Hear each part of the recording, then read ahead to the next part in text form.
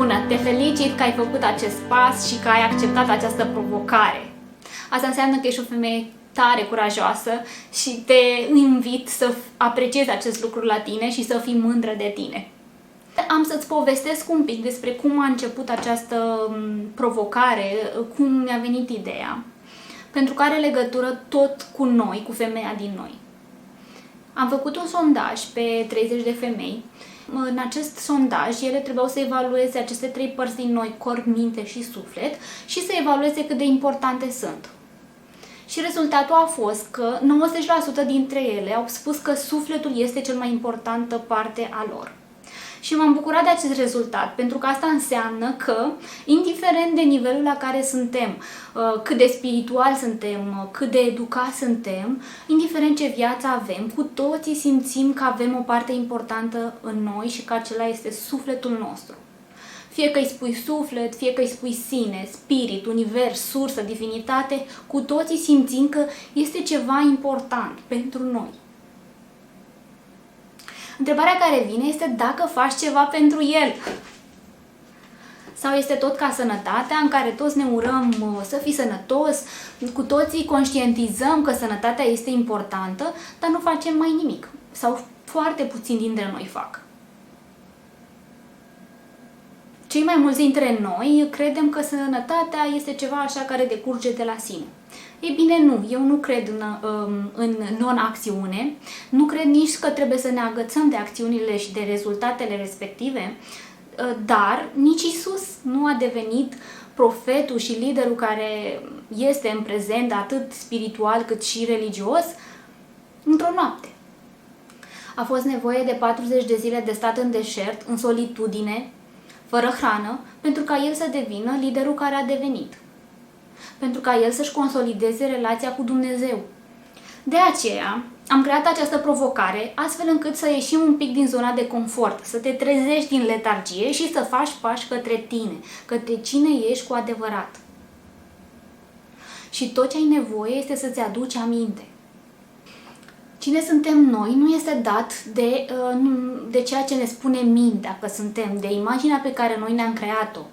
Nu suntem doar gândurile noastre, nu suntem doar corpul nostru, nu suntem doar emoțiile noastre sau doar comportamentele, ci suntem mult mai mult.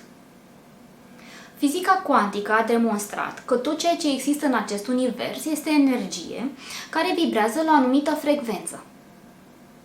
Tu ești energie, eu sunt energie, telefonul din mâna ta este energie, laptopul la care te uiți este energie, scaunul pe care stai este energie. Dacă te uiți la nivel microscopic, toți suntem formați din atomi. Diferența o face vibrația acelui atom. Tu ești energie care vibrează la o anumită frecvență. La fel cum sunetul vibrează la o anumită frecvență și îl percepem că este vibrație. La fel cum undele radio vibrează la o anumită frecvență și percepem că sunt vibrație, la fel și tu ești vibrație, ești o ființă vibrațională, a cărei vibrație este unică în acest univers. Aceste informații pe care ni le aduce știința, nu toți oamenii sunt pregătiți să lucreze cu ele, pentru că nu toți suntem la același nivel de conștiință. Se spune că un adevăr are 3 faze. Primul este să îl iei în derâdere, să-l consideri o batjocoră.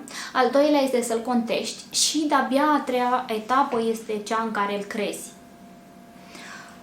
La fel se întâmplă și cu această informație pe care eu ți-am transmis-o.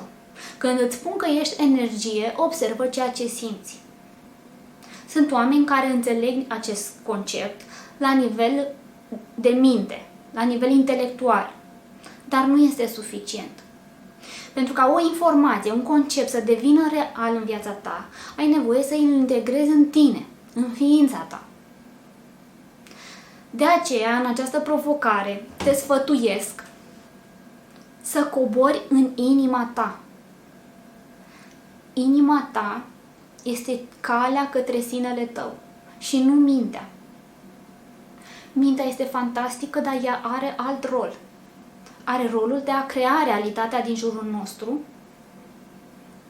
dar nu are rolul de a ne conecta cu sinele nostru. Te sfătuiesc ca în această provocare, cu fiecare exercițiu pe care îl faci, să cobori în inima ta și să exersezi acest lucru.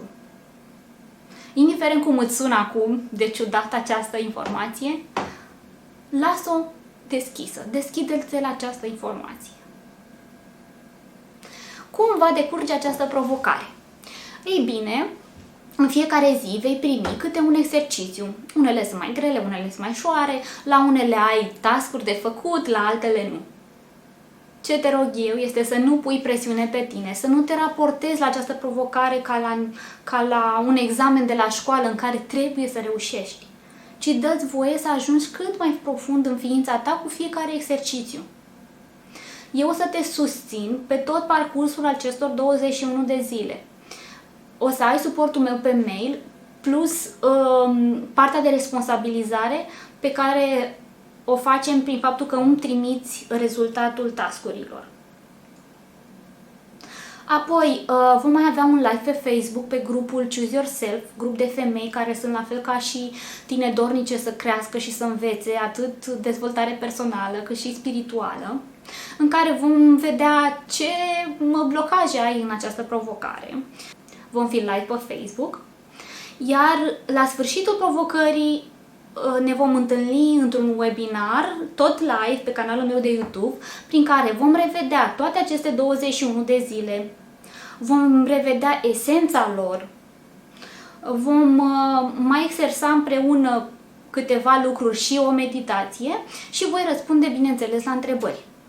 Așa că ai tot contextul astfel încât să pui în practică și să simți că nu ești singură. Și încă un lucru important, dă-ți voie să te distrezi în timpul acestor 21 de zile. Să înceapă distracția.